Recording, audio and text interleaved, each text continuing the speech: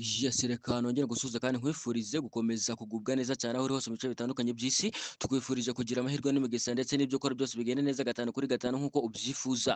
Birumvikana turi ku masaha y'igitondo, turi ku munsi wo kuwa gatatu itariki ya 21 ukwezi ni ukwa 10 umwaka wo ni 2025. Muri kano kanya rero mutwemerere turebere hamwe iby'amakuru nanone azindutse ku rugamba rukomeje kugenda rubera ku butaka bwa Repubulika Iharanira Demokarasi ya Kongo. By'umwihariko ni ibintu bizindutse byahinduye isura mu buryo bukomeye cyane nk'uko urimo kugenda ibona aho ngaho muri screen yawe. By'umwihariko aha ngaha hazwi nko mu kibaya, ni mu bice bigiye bitandukanye bihana imbibi n'umujyi wa Goma. Muri kano kanya hakomeje kugenda ibyumvikana nk'inkuba ndetse n'ibisasu biturika bikomeje kugenda biraswa cyangwa se bisharinga hariya muri uriya mujyi wa Goma, nyuma y'uko rero magingo ya bikomeje kugenda bihindura isura ku butaka bwa kiriya gihugu cya Kongo. Ku munsi w'ejo murabizi rwose ibyabereye muri Kivu y'Amajyepfo ndetse no muri Kivu y'Amajyaruguru, ni amarira akomeye cyane yaranze abarwanyi ba M23 nk'uko bari baje kuba babigaragaza mu itangazo bashyize ahagaragara, dore ko rwose bari bamaze kuba bahura n'uruva gusenya ubwo basohoraga iri tangazo ryuzuye agahinda ryerekeranye no kuba indege za drone zo mu bwoko bwa Sukhoi zamaze kuba zirasa ibiniro byabo hafi ya byose byo muri Kivu y'Amajyaruguru na Kivu y'Amajyepfo, bikagenda biraswaho urufaya rw'amasasu kugeza byose bitwitswe cyangwa se byose bihindutse umuyonga. Kugeza amagingo rero amakuru azindutse nuko by'umwihariko umujyi wa Goma nawo ukomeje kugenda ugaragurwa mu buryo bukomeye cyane, ndetse n'iyi Kivu y'Amajyepfo irimo umujyi wa Bukavu. Amakuru akomeje kugenda avuga ko rero ibintu byamaze kuba bihindura isura ku buryo bukomeye cyane, kugeza ubwo muri ibi bice bizi nko ibibaya bihana imbibi n'umujyi wa Goma bimaze kuba byagaragazwa ko ibirunga biri hafi y'umujyi wa Goma hakomeje kugenda humvikana ibisasu bituritse nk'inkuba bikomeje kugenda biraswa mu birindiro by'abarwanyi ba M23. Kugeza amagingo ya rero mu bice bigiye bitandukanye bihana imbibi n'umujyi wa Goma, nk'uko bikomeje kugenda bigaragara ko rwose urugamba rugiye kuba rwatangizwa neza neza hariya mu mujyi wa Goma. Ibi kandi bikaba bikomeje kugenda bikurikirwa n'uko uwo bita Joseph Kabila uherutse kuba n'ubundi afatirwa ibihano n'urukiko rwa gisirikari bwa hano ku butaka bw'Kinshasa. Kugeza amagingo ya amaze kuba ashinga umutwe noneho agiye kuba watangiza impinduramatwara ku butaka bw'igihugu cya Kongo. Ni umutwe n'ubundi yashinze ubwo yari ari mu nama n'abatavugwa rumwe n'ubuyobozi bwa kiriya gihugu cya Kongo.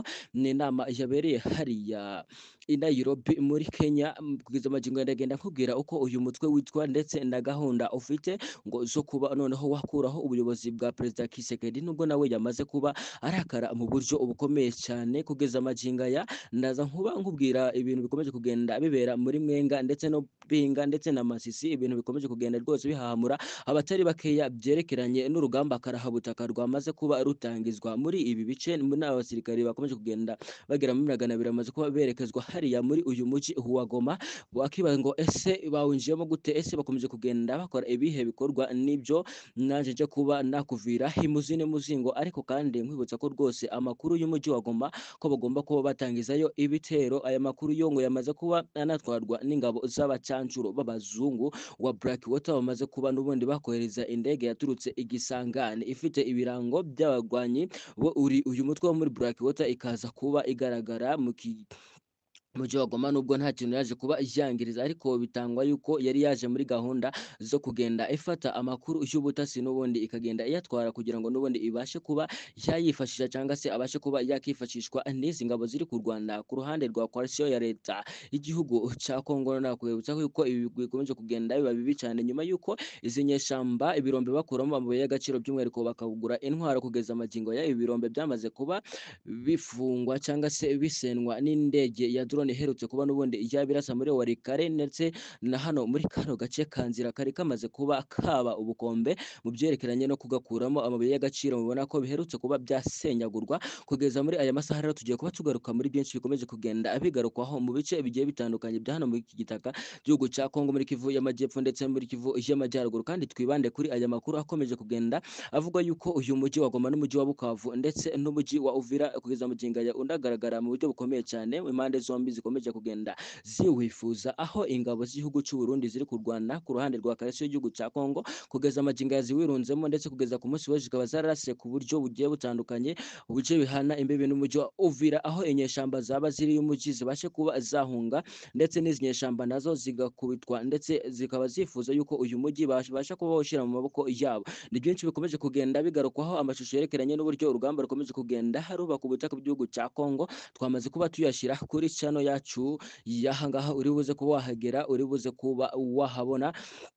nukomeza kugenda ureba ayandi makuru tuba tugushyiraho, ureba amashusho y'uburyo abarundi bakomeje kugenda bashushubikanya ababwanyi uburyo umutwe wa 23 n'uburyo izi nyashamba zikomeje kugenda zitwikwa n'izi ngabo z'igihugu cy'u Burundi ndetse n'izi ndege za drone. Ni byinshi rero bikomeje kugenda bigarukwaho, kandi no kumwibutsa gukomeza kugenda ukanda kuri buto subscribe kugira ngo ikindi gihe cyose dusizeho ikiganiro cyangwa se inkuru ujye ubona mu bambere. Urasabwa kuba wafungura na subscribe n'inzogera, ndetse tukajya tubana 5 kuri 5, ndetse n'ibiganiro tugenda tukugezaho binyuranye 5 kuri 5. Nimba umaze kuba wafungura buto subscribe, ngo haye ikaze muri aya makuru tuba tukugezaho muri aya masaha y'igitondo. Turi ku munsi wo kuwa gatatu tariki ya 21 ukwezi kwa 10 umwaka 2025. Ikaze muri aya makuru akomeje kugenda agarukwaho n'ibitangazamakuru binyuranye muri aya masaha. Yes, reka twihuse cyane rero tudatinze turebere hamwe noneho iby'aya makuru ni mu buryo burambuye. Ni byinshi bizindutse bivugwa kuri buno butaka bw'igihugu cya Kongo, dore ko hakomeje kugenda hagarukwaho ibintu bikomeye cyane hariya mu mujyi wa Bukavu ndetse n'umujyi wa Uvira, mu muhanda wa Mwenga Masisi ndetse n'umuhanda wa Penga. Ni imihanda bamaze kuba bafunga mu buryo bukomeye cyane, hakomeje kugenda hifashishwa n'abasirikari ba kiriya gihugu cy'u Burundi, bitangazwa ko bari muri operation Karahabutaka zigamije kuba noneho iyi migi yombi n'umujyi wa Goma ndetse n'umujyi wa Bukavu ari imigi igomba kuba yakiyongera kwisubizwa n'ingabo za leta Kinshasa. Nkwibutse ko kugeza amagingo rero izi ngabo z'igihugu cy'u Burundi hakomeje kugenda hibazwa ko ahantu zikomeje kugenda zikomora imbaraga zikomeje kugenda zifashishwa muri uru rugamba, mu gihe n'ubundi Perezida Antoine Tshisekedi ubwo yari hariya mu gihugu cyo mu Bubiligi, by'umwihariko ahitwa i Buruseli mu gihugu mukuru wa kiriya gihugu cy'u Bubiligi, uwitwa Tshisekedi yaje kuba ashimira imitwe by'umwihariko yagiye imufasha cyangwa se ingabo z'ibihugu byagiye bimufasha mu guhangana n'uru rugamba, ariko ntiyigera atangaza ko ingabo z'igihugu cy'u Burundi zaje kuba zimufasha. Benshi rero bakomeje kugenda bafata nk'aho n'ubundi izi ngabo z'igihugu cy'u Burundi, kuko ibyakomeje kugenda bivugwa n'izi ngabo za leta cyangwa se n'izi ngabo n'ibindi bihugu bigiye bitandukanye, ko dore ko uwita Evariste Ndayishimiye ngo yaba yarazikurishije leta y'igihugu cya Kongo, byaba ari ukuri. Bikaba bikomeje kugenda bigaragara ko bakomeje kugenda barwana by'umwihariko n'abacanshuro kuri ubu butaka bw'igihugu cya Kongo.